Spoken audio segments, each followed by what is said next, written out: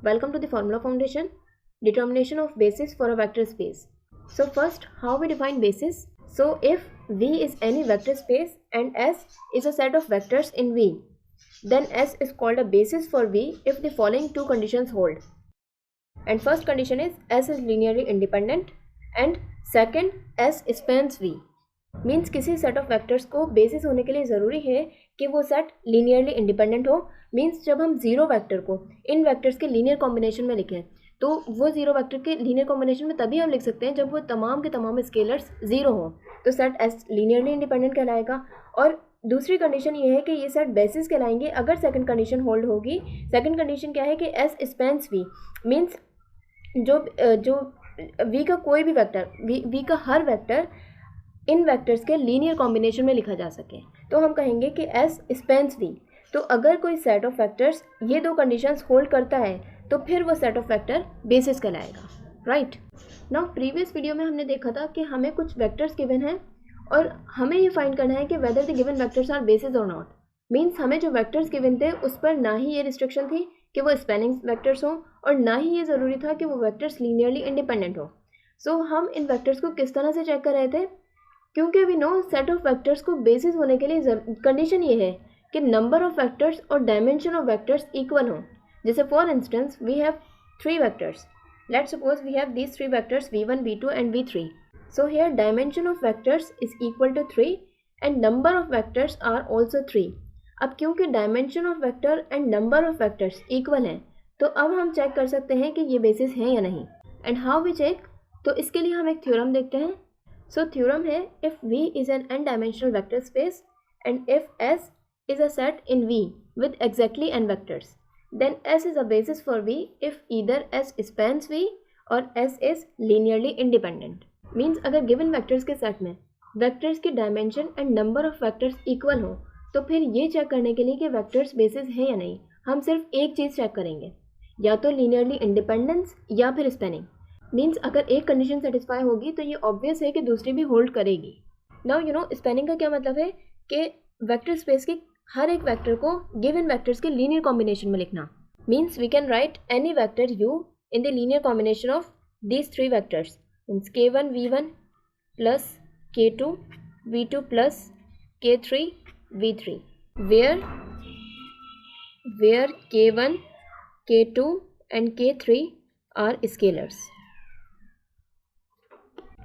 और u is equal to k1 times coordinates form में अगर हम इनको लिखें तो k2 times v2 plus k3 times, और you can write here is equal to u1 u2 u3. Means these are the coordinates of any vector u in a vector space v. So जब हम इनको simplify करेंगे तो हमें एक linear system मिलेगा. मीन्स k1 plus 2k2 plus 3k3 is equal to u1 and 2k1 plus 9k2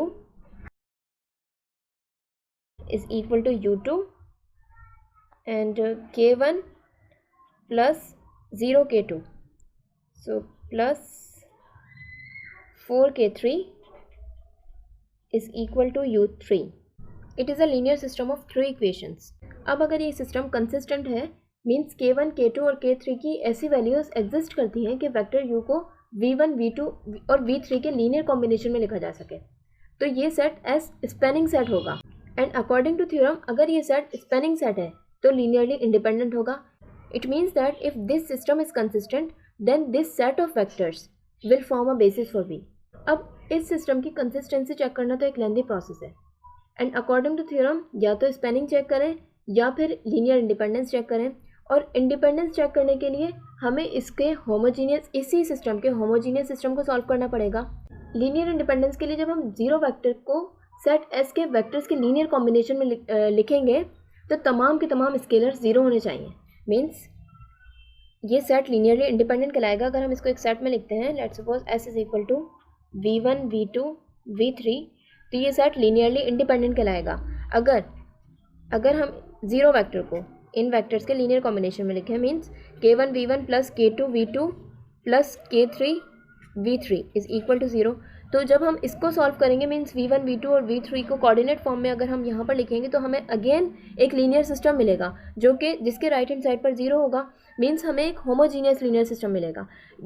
मतलब ये है कि हम या तो स्पैनिंग चेक करें या फिर लीनियर इंडिपेंडेंस चेक करें, हमें दोनों केसेस में हमें इस सिस्टम को ही सॉल्व करना पड़ेगा, क्योंकि जब हम लीनियर इंडिपेंडेंस चेक करेंगे तो हम इस सिस्टम को सॉल्व करके जब यहाँ पर 0 होगा मीन्स होमोजीनियस सिस्टम को, इसके होमोजीनियस सिस्टम को सॉल्व करके हमें ये प्रूव करना होगा कि K1 K2 और K3 का सिर्फ और सिर्फ एक ही सॉल्यूशन है और वो है ट्रिवियल सॉल्यूशन। तो फिर हम ये प्रूव कर सकते हैं कि ये जो सेट है ये लीनियरली इंडिपेंडेंट है। और इसी तरह स्पैनिंग चेक करने के लिए हमें इस सिस्टम को सॉल्व करना पड़ेगा। तो मीन्स हमें दोनों केसेस में हमें इस सिस्टम को सॉल्व करना पड़ेगा, जो कि एक लेंथी प्रोसेस है।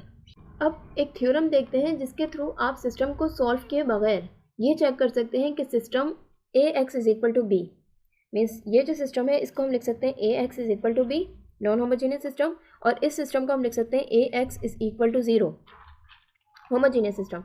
तो अब हम एक थ्योरम देखते हैं कि जिसके थ्रू आप ये चेक कर सकते हैं कि सिस्टम को सॉल्व किए बगैर आप ये चेक कर सकते हैं कि सिस्टम जो AX is equal to B है वो कंसिस्टेंट है या नहीं। और इसी तरह आप उसी थ्योरम के थ्रू ये चेक कर सकते हैं कि जो होमोजीनियस सिस्टम है उसका सिर्फ ट्रिवियल सॉल्यूशन है या फिर दूसरे सॉल्यूशंस भी एग्जिस्ट करते हैं। It is a theorem in the form of equivalent statements. If A is an n by n matrix then the following statements are equivalent. A is invertible. This system, homogeneous system, AX is equal to 0 has only the trivial solution.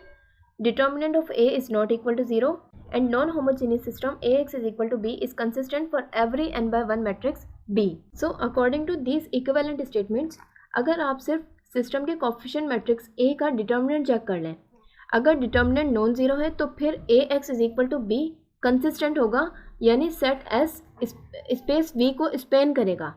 और इसी तरह अगर determinant non zero होगा तो homogeneous system AX is equal to 0 सिर्फ एक ही solution रखेगा, जो कि लीनियर इंडिपेंडेंस की रिक्वायरमेंट है, राइट। मीन्स लीनियर इंडिपेंडेंस होने के लिए ज़रूरी है कि जो होमोजीनियस सिस्टम है उसका सिर्फ और सिर्फ एक सॉल्यूशन हो, और क्योंकि होमोजीनियस है तो उसका एक सॉल्यूशन एग्जिस्ट करेगा तो सिर्फ और सिर्फ वो ट्रिवियल सॉल्यूशन होगा, राइट। तो इसके अकॉर्डिंग अगर हम डिटर्मिनेंट चेक कर लें तो हम इन दो इक्वेशंस को मीन्स दो सिस्टम्स को, यानी कि होमोजीनियस सिस्टम और नॉन होमोजीनियस सिस्टम की कंसिस्टेंसी और ट्रिवियल सॉल्यूशन और नॉन ट्रिवियल सॉल्यूशंस चेक कर सकते हैं। So in the given example let me check. तो कंसिस्टेंसी चेक करने के लिए हमें पहले इसको कोफिशिएंट मैट्रिक्स बनाना पड़ेगा। तो coefficient matrix A is equal to 1 2 3 2 9 3 1 0 and 4. It's a coefficient matrix for both non-homogeneous and homogeneous system. Now let me find the determinant of this coefficient matrix.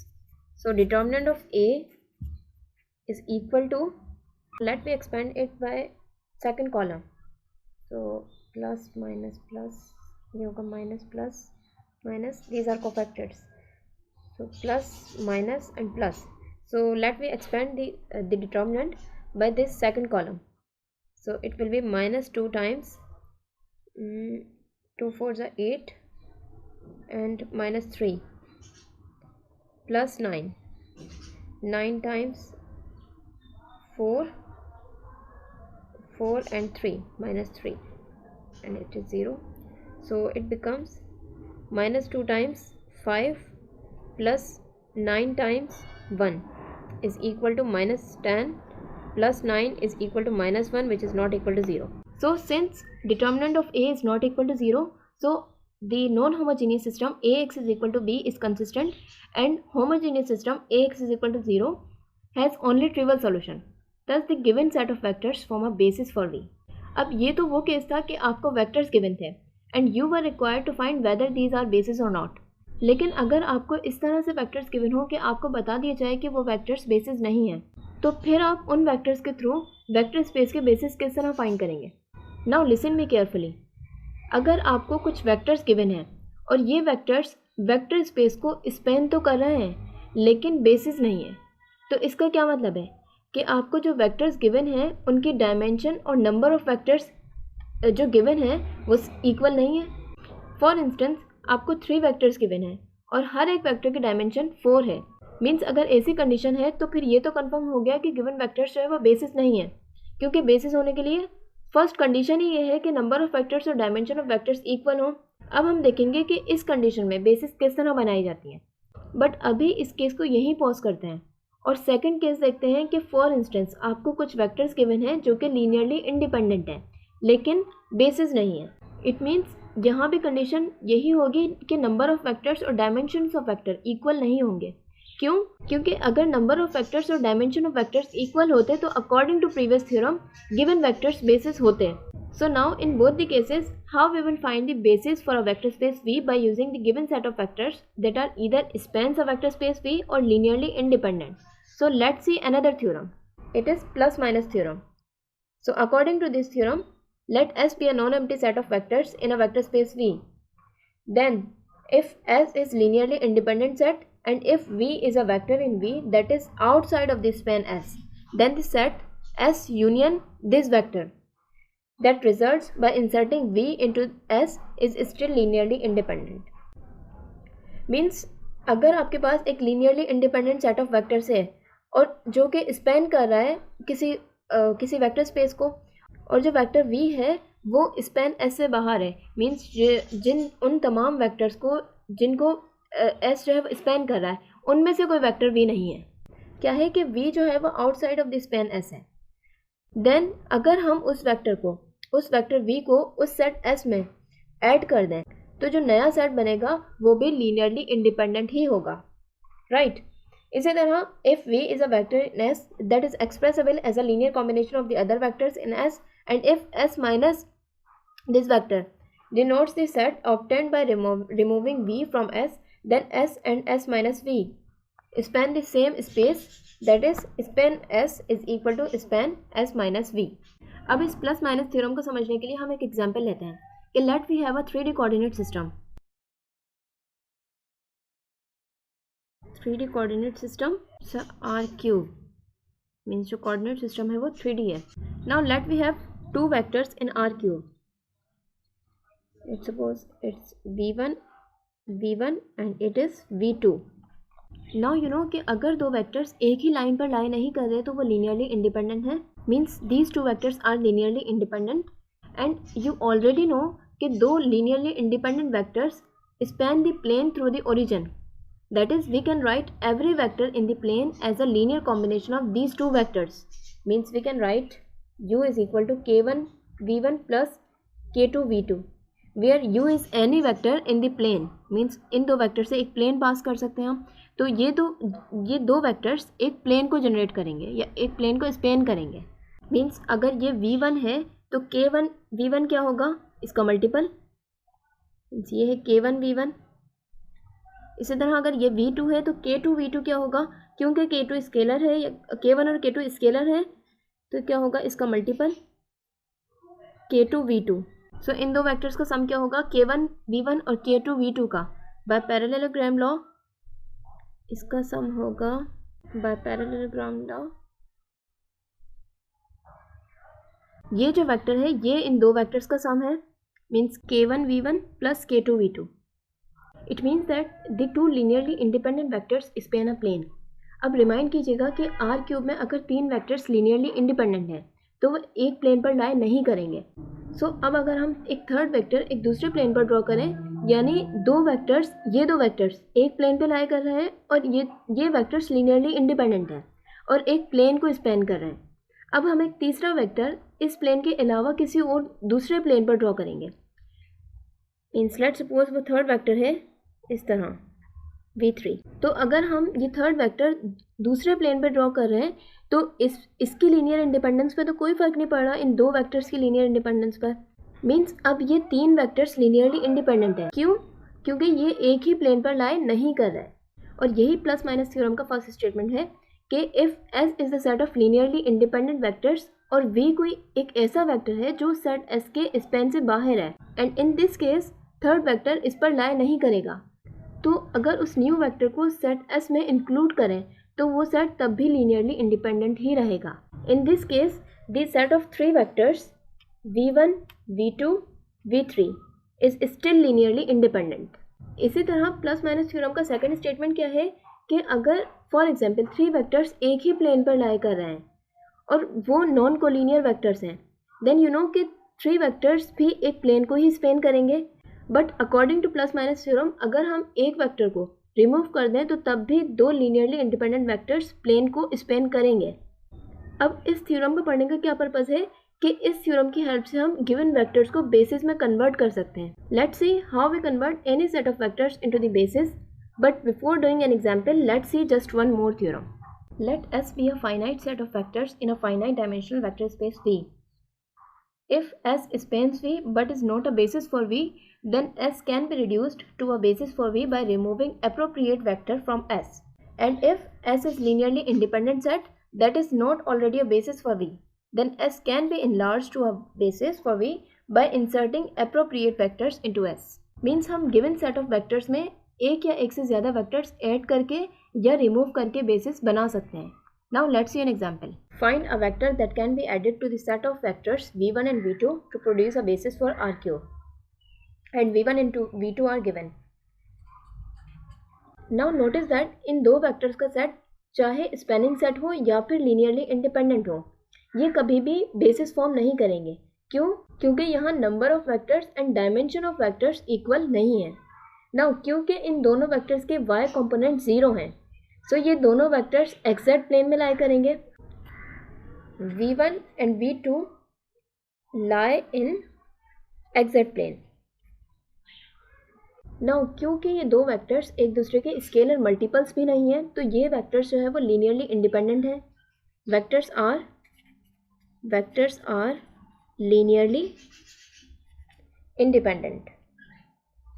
independent. Now according to plus minus theorem अगर हम इस set of vectors में एक third vector v3 add करें जो इस plane के outside हो, जिस प्लेन पर ये दो वेक्टर्स लाई कर रहे हैं, तो फिर भी वो वेक्टर्स लीनियरली इंडिपेंडेंट ही रहेंगे. So according to plus minus theorem let we add a new vector v3 which does not lie on the exact plane because these two vectors lie on the exact plane. Let v3 is, let's suppose 3, 2 and 1. So still this set of vector as set of vectors v1, v2 and v3 is still linearly independent. Let me check. The coefficient matrix of these three vectors will be A is equal to 2, 0, minus 1, 4, 0, 7, 3, 2 and 1. So determinant of A is equal to, if we expand by a second column, plus minus plus minus plus minus plus minus and plus. So when we expand this determinant by second column, then we have minus 2 times 14 plus 4, that is not equal to 0. Thus vectors are linearly independent. And since dimension and number of vectors are equal, therefore according to previous theorums